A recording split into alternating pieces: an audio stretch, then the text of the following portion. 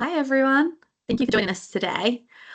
So it's National Apprenticeship Week 2026. We're very excited to be celebrating again. And today I'm very happy to be hosting the session Ask the Apprentices, Truth, Tips and Training Insight. So I'm joined today by Jane and Emma, and they'll be answering some questions, first of all from me and then also from yourselves. If you want to add in any questions into we'll be able to pick up at the end. And yeah, we'll hopefully give you a bit of an insight into what it's like actually doing apprenticeship from apprentices' point of view, and give you some tips to prepare if you're considering it for yourself, whether as an apprentice or as an employer going forward. So I'm Leanne, and I am the assessments team leader at IPP Education. We offer EPA services, or assessment services as they'll soon be, for the payroll apprenticeship standards, of which there are two. So there's a level 3 payroll administrator and a level 5 assistant payroll manager. So Jane, if we start with you for a moment, could you tell us a little bit about what got you into apprenticeships, your background, and yeah, a bit about Oh, yourself, please. okay. Well, I've had a very varied background. I have done a number of jobs over the years. I did start off in payroll about 30 odd years ago, and then I gave it up. I became a midwife. I've been a financial administrator, and in 2019, I started at a company in Leeds, working in the HR department. From there, just after COVID, there was a position came up in payroll. So I jumped at the opportunity, been out of it a long, long time, jumped straight back into it and was doing really well. But there was always something there that was, okay, so I'm doing this, but why am I doing this? And it was the why that I needed to know. If the computers go down, can I do a manual calculation? How do I do things like this? And it was always those things that supported what you were actually doing in your role that I wanted to know about. So I started the apprenticeship in 2023. Did got about halfway through, moved jobs. Now at Huddersfield University, as you can see, and I joined their payroll, and they allowed me to continue with the apprenticeship.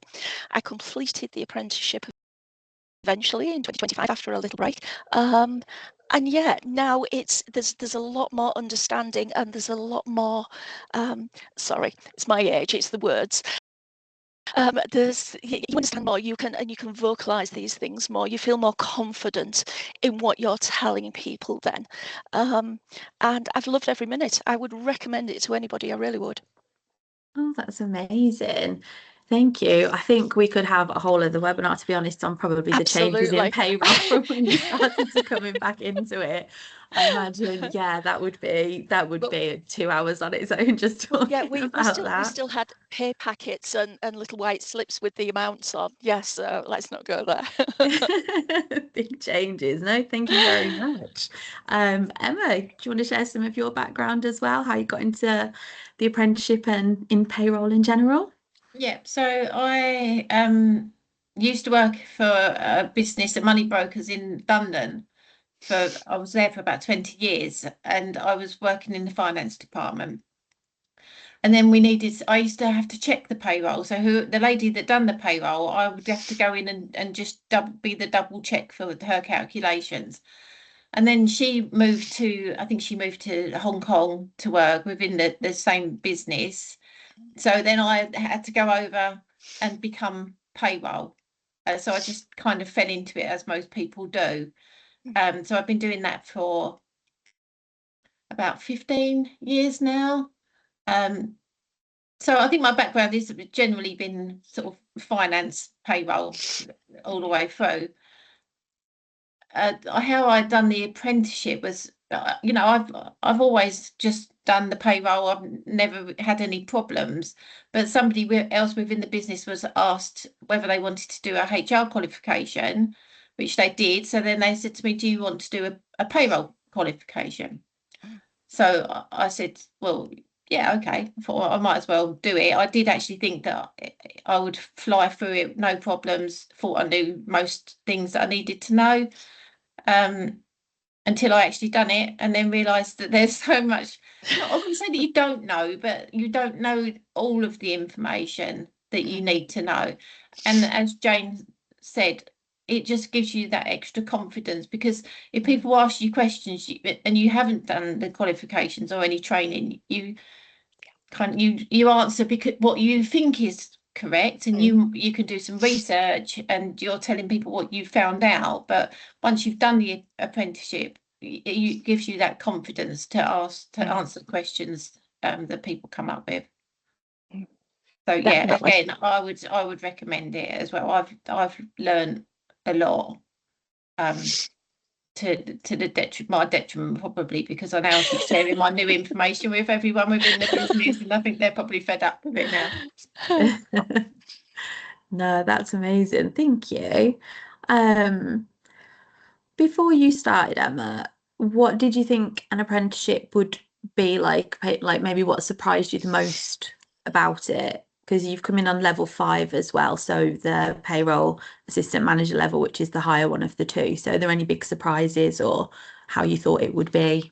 Yeah, I think the one thing that I struggled with, not to start with, but nearer the end, was the off the job hours, because I've done all of the webinars and everything that I could, and then at the end I was like, I don't know what else to do, because not because I know everything, but I can't go back to the beginning because I'm doing level 5, so I can't go and read up something that's basic, because it's not really, it's like I can't use that as off the job hours, because I should know that. But I think there is a lot involved. You have to commit to it and make sure that you allow the time to actually do it. There's no point in rushing through it. But there was, I think for me, we've done P11Ds before, but we don't use everything on the P11D forms. Then when you go through it, you realise, how involved everything actually is on the P11D form if you did need to use it. And I think the other big one for me was devolution, because that just boggled my mind. I was thinking, if somebody asked me about this, I don't know. I understand the basics of it, but I'm just hoping that they don't ask me too much, because it's very in depth. Explaining it to someone else is different than grasping the concept in your own mind, isn't it? So yeah, that's good. I think that's already a helpful thing probably for people to consider, is about for the off the job training and what they're looking into. Obviously training providers are great, give you lots of resources and help with things, but at a personal level you also need to consider what it is and what you need to know, perhaps once you've started to go through the content and stuff, and get prepared and sign up to as many things as you can to learn things and expand that wherever possible. Yeah, having said that though, there are a lot, because when I was told to do the off the job hours, I was just thinking as a payroll mind, how to do a calculation for this, how does this work? But then my tutor was suggesting, why don't you go and watch this webinar? And it would be not necessarily about how to actually do the payroll, but just a forum of a discussion of payroll. So I did find a lot of places that I would probably have never have looked before. And even she suggested some like Excel training and things like that. So, and I would never have thought of that myself. So yeah, no, that's really good. And there is for level 5 as well, there's a lot of behaviours involved. It is a lot around leading a team, supporting them, developing people and things like that. So yeah, there's definitely a lot of areas to consider that aren't just doing manual payroll calculations or stuff like that. I was quite fortunate, because I was at the time in our business, but they do a 12-month management training course for all managers. So I was actually doing that at the same time as doing the apprenticeship, so I could use that as my off the job hours as well. So that was helpful. Oh, that's really good. And Jane, you've obviously had experience in very different jobs. and done payroll before, and then obviously came back to it. So, what were there any worries that you had, whether it be learning about payroll specifically, coming back to learning in general, things like that? Are there any specific worries that you had before starting the apprenticeship? Um, like Emma has said, it was the time management stuff, because obviously going into a new role and learning the role as well as doing all the stuff for the apprenticeship, then swapping jobs halfway through, making sure that the new employer was willing to take over that apprenticeship, which thankfully they, in my case, they did. But yeah, you absolutely need the rest of your team and your managers backing to be able to do this, because if you are going to be using, let's say, 8 hours a week for your learning, then either you have to be able to pick up that work or somebody else has to be able to pick up that extra work that is being left behind while you do your learning. And it's all very well, don't tell anybody, but you do bits and pieces on a weekend, but they don't know about that. But you know, it's, you can't do everything. You've still got to have a life as well. So you really, really do need the support of the group that you're working with, definitely. Yeah, absolutely. It is. There's obviously some great benefits to apprenticeships with levy funding and yeah, Definitely. the kind of the different training providers that are available that have different ways of teaching. So whether it's Mm. like in person or remote, there is I feel like a lot of options available, which are real strong benefits to doing an apprenticeship. But you absolutely, as an employer and an apprentice, have to weigh up those benefits against things like off the job training, being able to give the time that's needed, and to make sure it is done properly as well. I mean, it's in the funding rules. It's obviously government funded. It is really important to be able to stick to those Mm. and not to be overworking an apprentice or not to be considering the effect on the rest of the team or Yeah. department. Conversely, like it is a bit of a balancing act, and I Mm. think most people find that it's very well worth it. But yeah, it's definitely a consideration that should be made about how that's gonna affect things overall. Yeah. Um, I'll start with you, Jane, for this one. Could you just Okay. give us a bit of a look, an overview of what a week would actually look like as an apprentice? So balancing those things out and Yeah. yeah. So what I would try and do is start off with the diary, open my diary up for the week, and I would try. You have to spend between 6 and 8 hours per week doing something towards the course. Now that particular week we might have uh, an online. I'm sorry, I'm losing my words again. It's this age thing. You might have as part of the course, so you would have a 2 hour block there. You could then utilize whatever time then to do the tasks that have been set. So you could use your research. You could do the actual tasking.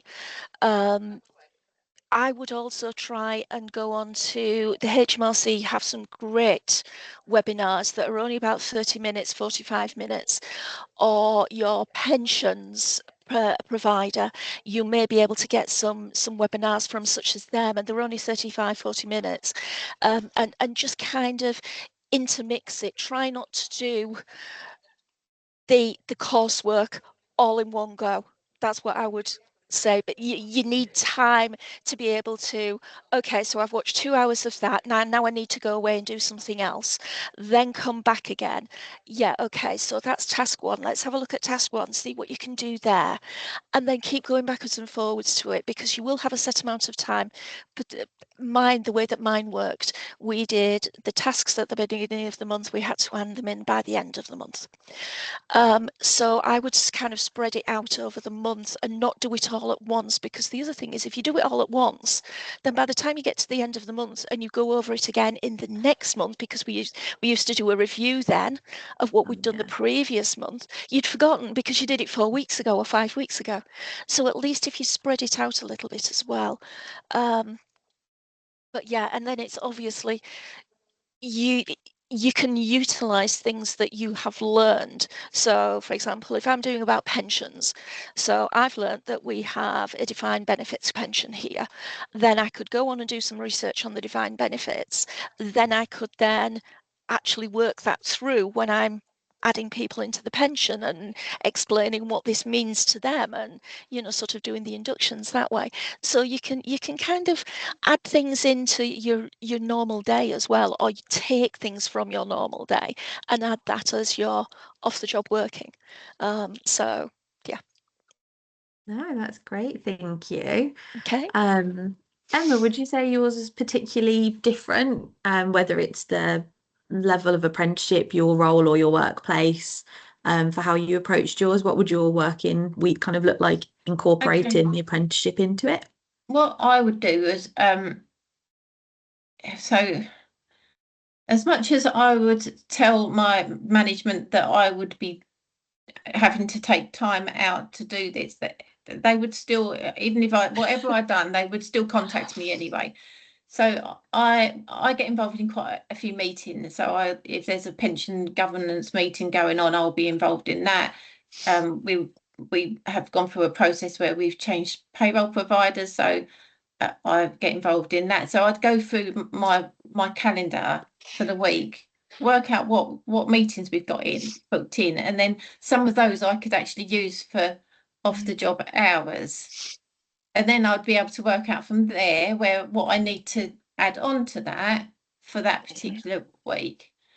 So I used to listen to the JGA recruitment podcasts. There was quite a few of them.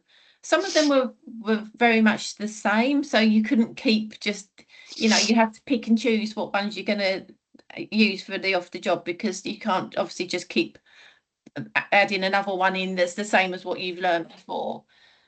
More pay webinars I discovered as well, which were Yes. really helpful, and I shared quite a lot of those with the team as well. LinkedIn for the payroll centre and CIPP, obviously there's updates on there. Anything to do with like budgets and that, if anything in the news that's come up that could affect the payroll that we'd look at. But I used to, so the beginning of my week is always quite busy.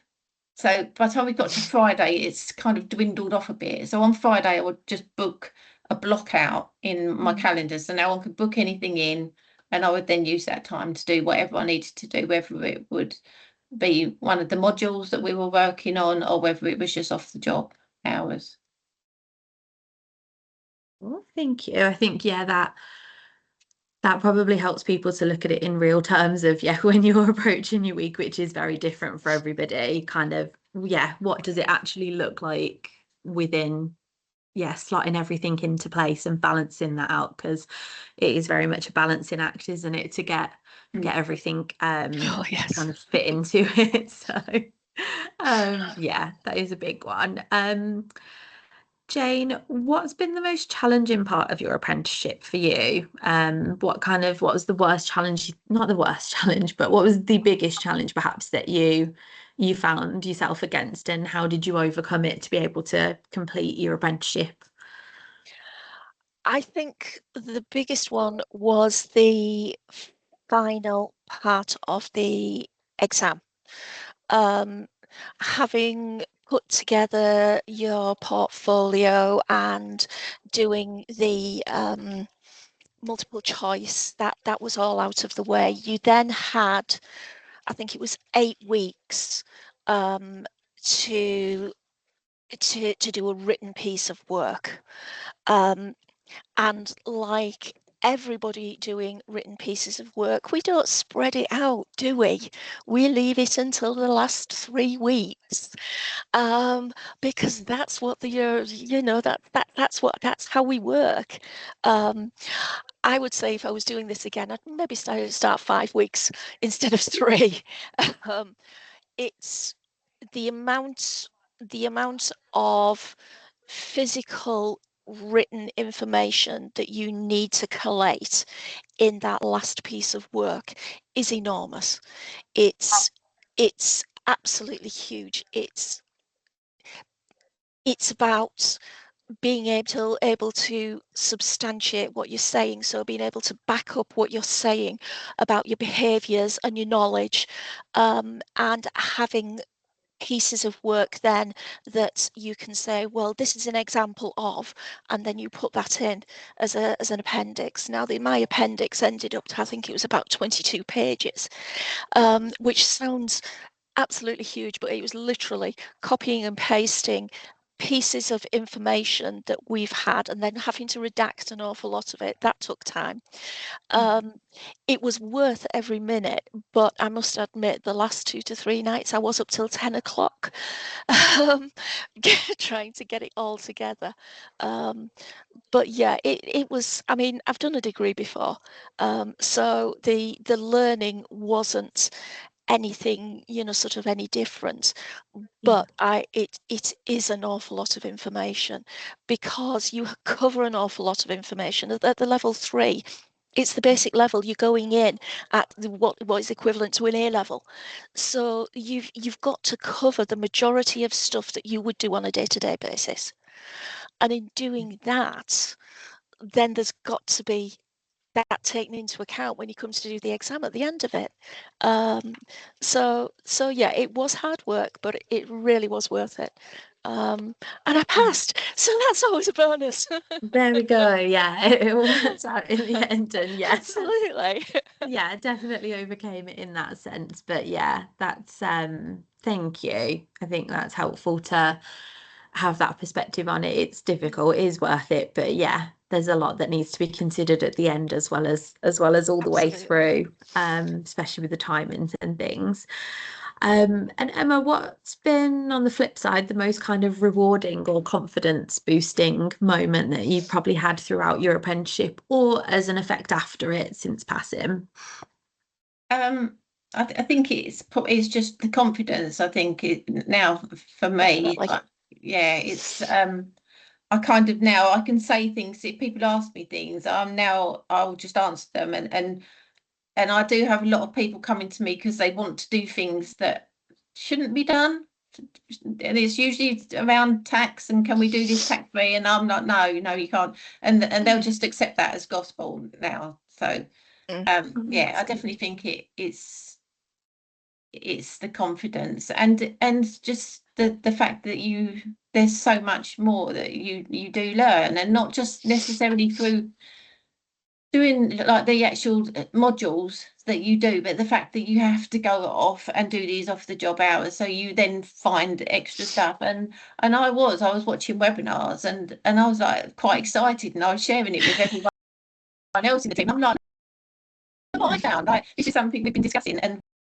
we're like, should we do it? Do we do it this way? And I've actually found a webinar that tells you, what we should be doing. So Yeah, it is rewarding. It's hard work, but it's rewarding.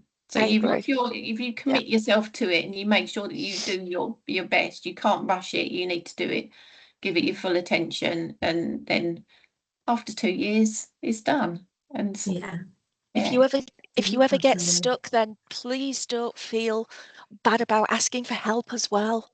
I paused mine for 6 months while I started this new role, and then going back into it, it was great. Please don't ever feel that, oh my God, I've got to finish this.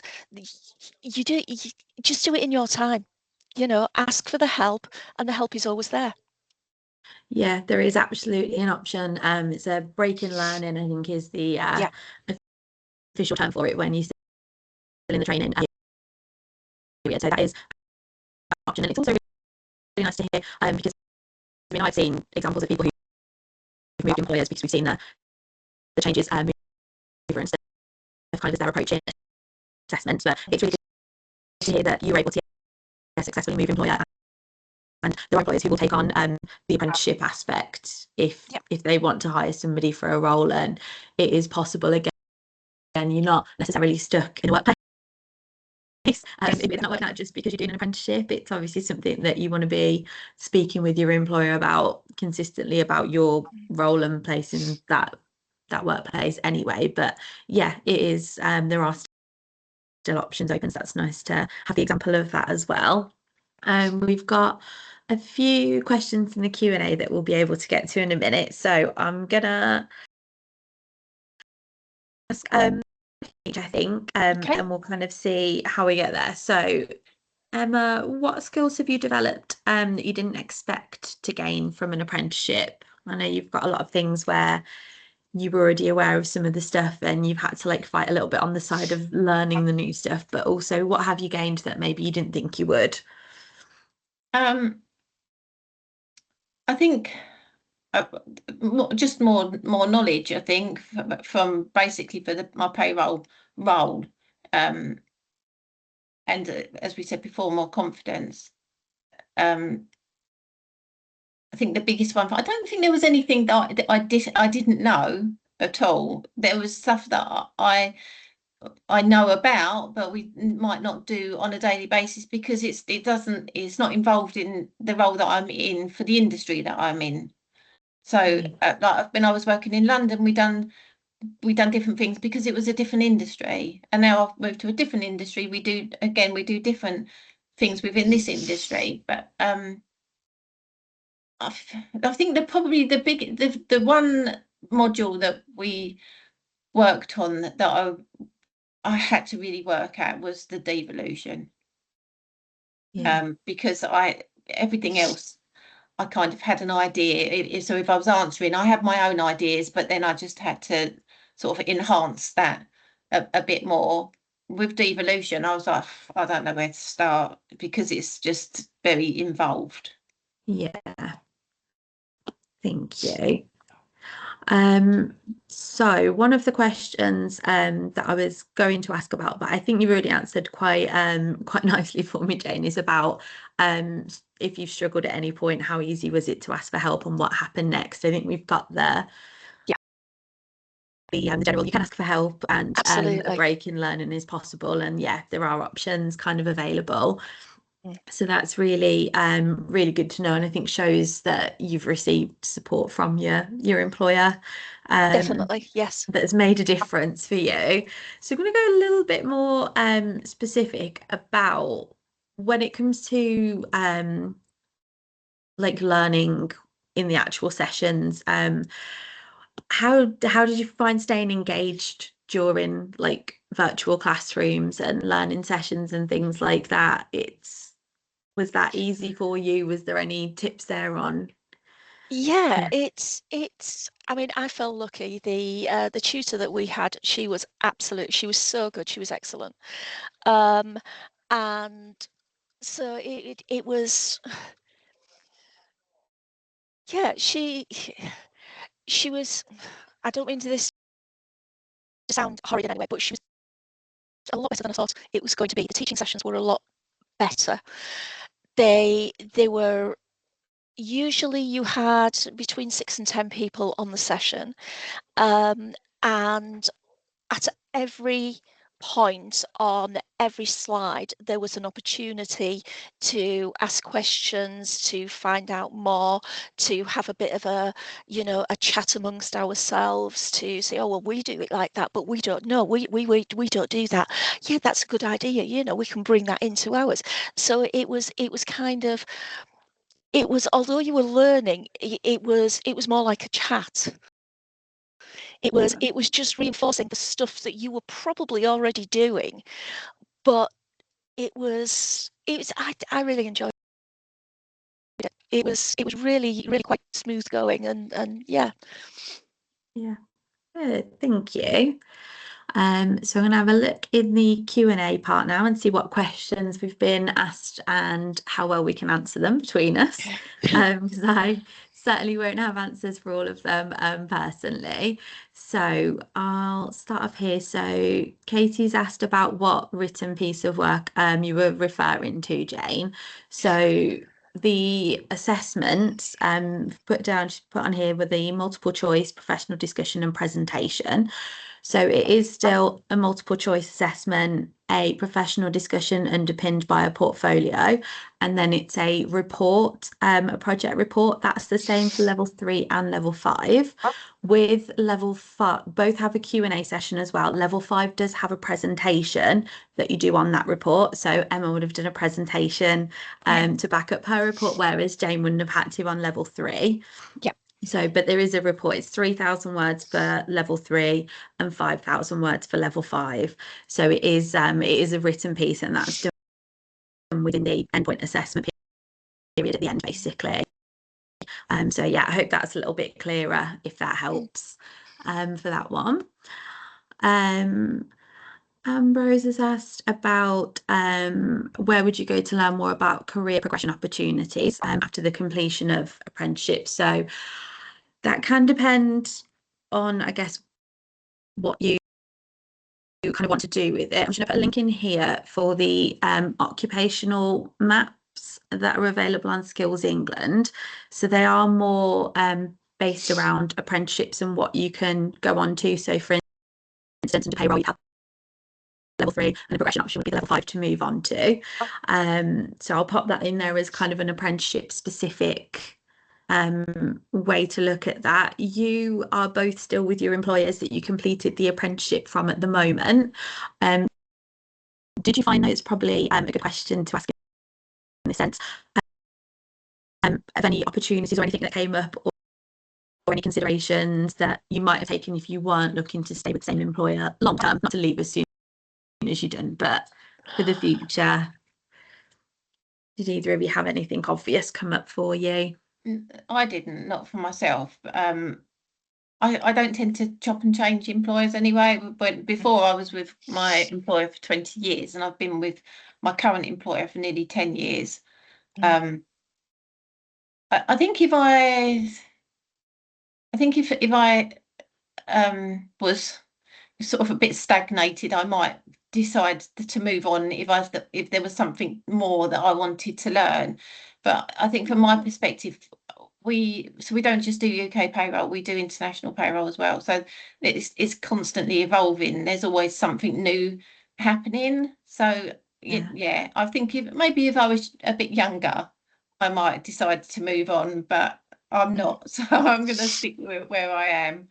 No, I think it is quite normal as well. If you've had good support from your employer, or just you've been happy there generally, it's not necessarily to move on, but sometimes I know things can come up, you might not want to take them, but it's nice to kind of know. So thank you. Zoe has asked, what kind of resources would you expect a training provider to provide during the level 5 course? So you have shared a little bit, Emma, already about how they've helped direct you with what to look for in terms of webinars and things like that, and to expand your knowledge. Is there anything else in particular that you think is the basics that they provide, or what they should be able to provide for you? So when you do the modules, you obviously get the slideshow, which is the sort of watered down version of what you're learning or what you need to learn. But then you'll get another document which is a more detailed script of what you need to learn, which has practically got everything on it anyway. But then at the bottom of the paperwork that's provided, the documents that's provided, there's always links on there of where you can get the information that you need for that particular module. So there's always loads of things, and I have said to my tutor before as well, when I was struggling with off the job hours, she would always come up with something that you could go off and do, like whether it was a webinar, whether it was something to do with HMRC, whether it was something to do with LinkedIn. There was always something that you could do. And sometimes as well, they could put you on additional training courses through the apprenticeship. So they could say, why don't you join this training course on this? I'll put your name down, you can go and join that. I don't think there was I did struggle near the end with the off the job hours, but there was always something that she would come up with that would help. Amazing. And did you sources available for you? Is the level 3, in case anyone's wondering that as well?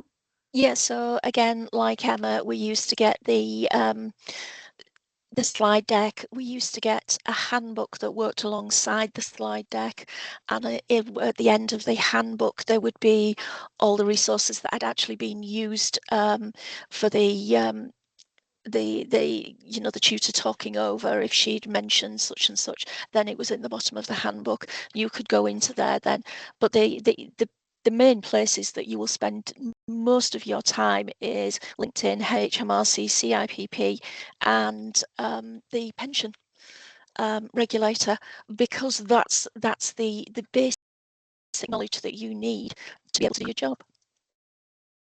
Yeah, amazing. Thank you. Yeah, I hope that helps show what kind of support, no resources, sorry, that come through. So we've got a question that Libby has dropped in here for us.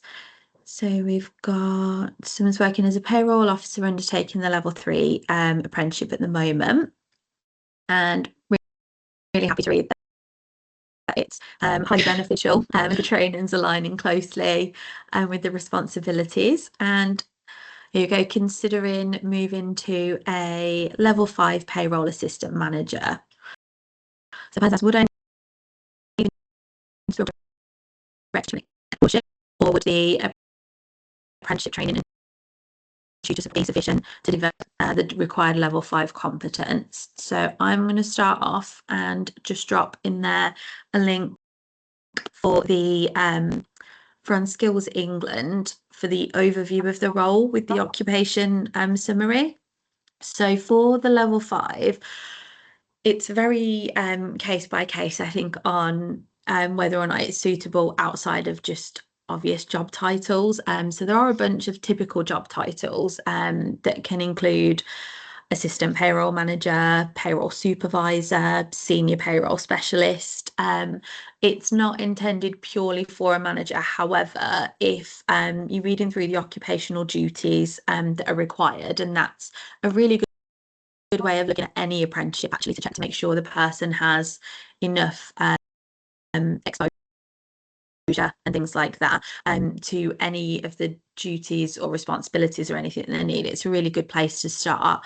But you find that for the level 5 there is a lot, as we mentioned earlier, around developing a team and looking at leadership qualities, as well as complex payroll queries, which are also included. So you need to have that basis which you've got from level 3, which is great, but then also be able to be the go-to person almost if people have complex queries that need answering, higher authority and things like that, as well as being able to have access to mentor people or to work with the team development and things like that.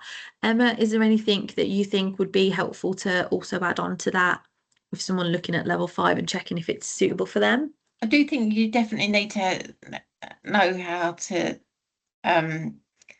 sort of manage a team. From my experience, when I had the professional discussion at the endpoint assessment, I was asked questions around, how do you manage your team? How do you acknowledge the learning requirements for team members? So things like that. How do you pick up on what their skill sets? And so that's kind of things. I think, you do need to know how to manage a team. But as I say, I was quite fortunate because I was doing management training at the same time, which covered all of this about behaviours and different behaviours within your team and how you deal with that. So yeah. Thank you. I think also a good thing to note is that you don't necessarily have to be doing all of it when you're starting the apprenticeship. You need to be able to be exposed to it and to do it throughout the apprenticeship. So it's not necessarily something that you have to have been doing for a long time or have masses of experience in, but both you and the employer would need to be confident that you will be able to do that. So if you don't necessarily have a team or directly, but there are people who you work with who can have mentoring and development and things where you can work with them, then as long as that is a very real and tangible thing that will happen and is agreed upon, then those things can be developed throughout an apprenticeship. But yeah, it's a really good place to start the occupational standard and the duties and things to make sure that it is suitable, and that nobody is being set up to fail by being expected to do training and do an apprenticeship and not be able to do the actual job at the same time, to be able to get the full rounded experience that's kind of needed. So I think that is most of the questions that we've had come through all answered. So just one last kind of thing for each of you that I'd like to ask for both is just how have things been since you've completed the apprenticeship? Are there any next steps that you've got? Any plans to learn more, to go on to the level 5, Jane, or anything that kind of a completely acceptable and I think green flag answer also is no, I'm just happy carrying on in my job now that I've got the extra confidence with it. I don't think everyone needs to be going on to bigger and better things in that sense. So yeah, any honest answer is welcome. Do you want to start, Jane? Yeah, I'll go first. Yes, I would happily take on another challenge. There is a level 3 pensions, because that side of the payroll I don't know an awful lot about in this particular payroll yet. So I would happily have a go at that one. Level 5 is not, so it's not out of my reach. I would certainly consider it. But yeah, let's get the pensions under my belt first, and then I'll go further. That sounds like a good idea. How about you, Emma? There's already things that I have put in place. So I think that's before we were just doing the payroll. Now, not that, again, it's not things I didn't know, but it's things that I've now put forward and said that we should be doing this. So that I have a list of things that I would like to put in place for the business, but again, it's just getting the time to do it. No, that's really good though, and I know we see, so for the level 5 project reports that are due with the Q&A and the presentation, they're all about enacting change within the workplace, looking at a problem specific to that workplace or in the wider payroll industry, and researching it and proposing solutions and yeah, looking at ways to improve things basically. And I know we get a lot of people who say actually they've been able to implement things in the workplace after, because they've taken the time, been able to take the time and look into something. So that's really positive hearing that you've got changes that you want to make and that you're able to start putting them in. I think a lot of it's sort of around like KPIs and like measurements sort of within the, why is this happening? How is it happening? What's the percentage of this to that? As a backup, because if we then say if I go to my manager and say this is happening, I've then got something to back it up, whereas at the moment I haven't, sort of thing. So and maybe like the service level agreements and things like that we all know about, but we don't necessarily do.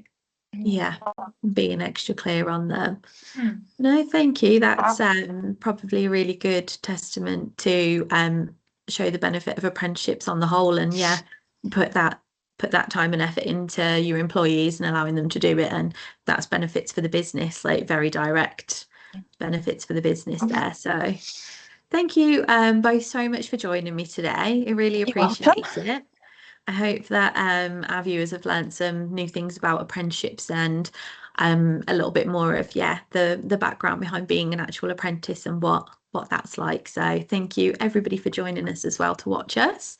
Happy National Apprenticeship Week again. I hope everyone is celebrating in some way, whether it's cupcakes or balloons or just tuning into stuff like this and liking all the LinkedIn posts. But thank you everyone very much and enjoy the rest of your week. Thank you. Thank you. Bye. Thanks. Bye. Bye.